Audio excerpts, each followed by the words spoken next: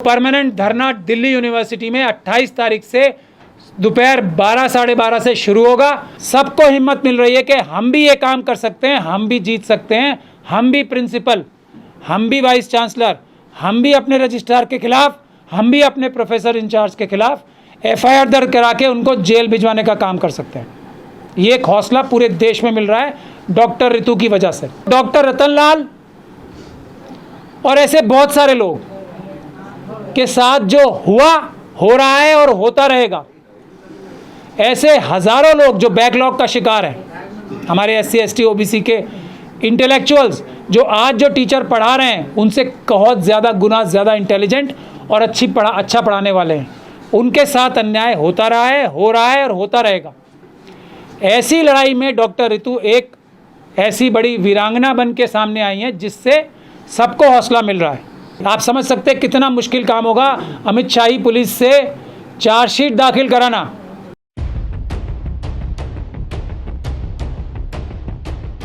आपने बहुत सारे एग्जाम्पल देखे, वो लोग ऐसे लोग थे जो देश का नाम पूरी दुनिया में रोशन करते और अच्छी शिक्षा लोगों को देते। इतने बड़े बड़े इंटेलेक्चुअल्स हमारे फ्रस्ट्रेट होकर आत्महत्या करने पे मजबूर हो गए। उसी कड़ी में एक और एकलव्य नहीं, एक और व्यक्तित्व से आत्महत्या कराने की कोशिश दिल्ली यूनिवर्सिटी, हमारे देश की जो एजुकेशन मिनिस्ट्री है और अमित शाह साहब की जो दिल्ली पुलिस है, वो एक वैसा ही एक गंदा और घिनौना काम एक और हमारे व्यक्तित्व से करा रही है। उसका नाम आप सब लोगों को पता है, डॉक्टर रितु सिंह।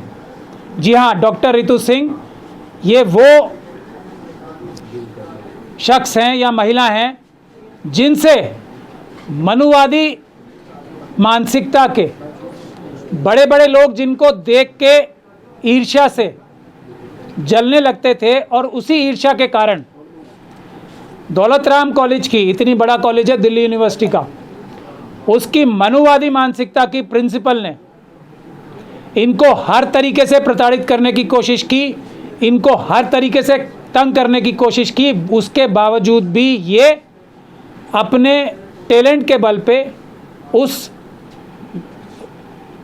यूनिवर्सिटी में, उस कॉलेज में नौकरी प्राप्त करने में कामयाब हुई, सबसे अच्छी टीचर साबित हुई। अब उनको उनका अंगूठा कैसे काटा जाए उसके लिए एक नया तरीका, जब छल कपट कुछ नहीं चला तो नकली एक कंप्लेंट बनवाई 35 स्टूडेंट से।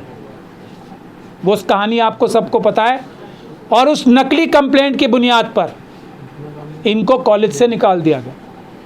वो नकली कंप्लेंट जब डॉक्टर रितु ने हाई कोर्ट में केस डाला तो उस नकली कंप्लेंट की बेसिस पे हाई कोर्ट तक को इतना बड़ा झूठ बोल दिया कि ये तो इतने सारे स्टूडेंट्स ने इनके खिलाफ शिकायत की थी, हम क्या करें, हमें मजबूर होकर निकालना पड़ा। वो हम सब की मेहनत से, भानु भाई की, हमारी और IR सिंह साहब बैठे हैं यहाँ पे, हम सब वकीलों की मेहनत से हम लोगों ने पहले उस प्रिंसिपल के खिलाफ, उस रजिस्ट्रार के खिलाफ जो दिल्ली यूनिवर्सिटी के रजिस्ट्रार साहब हैं, क्या नाम है उनका, विकास गुप्ता, नाम बहुत ज़रूरी है, और जो उनके चेयरमैन हैं मुकुल गुप्ता, हाँ जी मुकुल गुप्ता, वो उनके चेयरमैन के खिलाफ, और वाइस चांसलर उनका भी रोल इसमें नज़र आ रहा है। और उसके अलावा 5 प्रोफेसर्स और इन सभी लोगों ने साजिश करके उस झूठे दस्तावेज के बुनियाद पे जो डॉक्टर रितु को निकाला था, हम लोगों ने FIR कराई और उसमें चार्जशीट दाखिल हुई। आप समझ सकते हैं कितना मुश्किल काम होगा अमित शाही पुलिस से चार्जशीट दाखिल कराना ऐसे केस में जो मनुवाद, और ये डॉक्टर रितु का केस कोई अकेला केस नहीं है। ऐसा दिन रात अगर बोलें, अभी भानु जी बताएंगे आपको बहुत सारे एग्जाम्पल, मैं सिर्फ डॉक्टर रतन लाल का ही एक एग्जाम्पल देना चाहता हूँ। तो डॉक्टर रतन लाल और ऐसे बहुत सारे लोग के साथ जो हुआ, हो रहा है और होता रहेगा, ऐसे हजारों लोग जो बैकलॉग का शिकार हैं, हमारे SC ST OBC के इंटेलेक्चुअल्स जो आज जो टीचर पढ़ा रहे हैं उनसे बहुत ज़्यादा गुना ज़्यादा इंटेलिजेंट और अच्छा पढ़ाने वाले हैं, उनके साथ अन्याय होता रहा है, हो रहा है और होता रहेगा। ऐसी लड़ाई में डॉक्टर ऋतु एक ऐसी बड़ी वीरांगना बन के सामने आई हैं जिससे सबको हौसला मिल रहा है, सबको हिम्मत मिल रही है कि हम भी ये काम कर सकते हैं, हम भी जीत सकते हैं, हम भी प्रिंसिपल, हम भी वाइस चांसलर, हम भी अपने रजिस्ट्रार के खिलाफ, हम भी अपने प्रोफेसर इंचार्ज के खिलाफ FIR दर्ज करा के उनको जेल भिजवाने का काम कर सकते हैं। ये एक हौसला पूरे देश में मिल रहा है डॉक्टर ऋतु की वजह से। लेकिन हम लोगों का काम, जो हम वकील थे, जैसा मैं बार बार कहता हूँ, 20% काम था हमारा कोर्ट से, हमने वो कर दिया। मेरे ख्याल से 20% से ज़्यादा ही कर दिया थोड़ा। चार्जशीट फाइल होना इस केस में, और एक चार्जशीट नहीं, और इस केस में जो जुडिशियल ऑर्डर्स हुए हैं उसमें ये माना गया है कि अमित शाही पुलिस ने भ्रष्टाचार की वजह से इसमें इन्वेस्टिगेशन नहीं ठीक की है, और उसके बाद इन्वेस्टिगेशन के लिए IO चेंज कराया गया। ये कोर्ट के ऑर्डर से अदालत ने ये माना, न्यायालय ने ये माना कि इन्वेस्टिगेशन ठीक नहीं हो रही है, दूसरा इन्वेस्टिगेटिंग ऑफिसर लाओ। उसमें क्या चालबाजी करते हैं अमित शाही पुलिस, उसमें चालबाजी ये करते हैं कि SC/ST के एक्ट का जहाँ केस होता है, आजकल हमारे अपने लोगों को IO बनाया जाता है, ACP साहब को, किसी को, और क्योंकि सेक्शन 4 उनके ऊपर नहीं लगता है तो हमारे लोगों को IO बनाया जाता है और उनसे फिर गलत काम कराए जाते हैं। तो इसके दो रास्ते हैं। हमारे लोग जो IO बनते हैं इन केसेस में, हम सब लोगों ने बहुत विचार मंथन किया है और अब ये फैसला किया है हमने कि हम लोगों ने जो लिहाज किया कि अपने लोग हैं इनके साथ, और इसी साथ हमारी लिहाज करने का, हमारी जो भावनाएं हैं अपने लोगों के प्रति, उसका नाजायज़ फ़ायदा उठा के एक नहीं सभी केसेस में अब शेड्यूल कास्ट कम्युनिटी या शेड्यूल ट्राइब कम्युनिटी के IO बनाने शुरू कर दिए ताकि उनके ऊपर सेक्शन 4 ना लगे।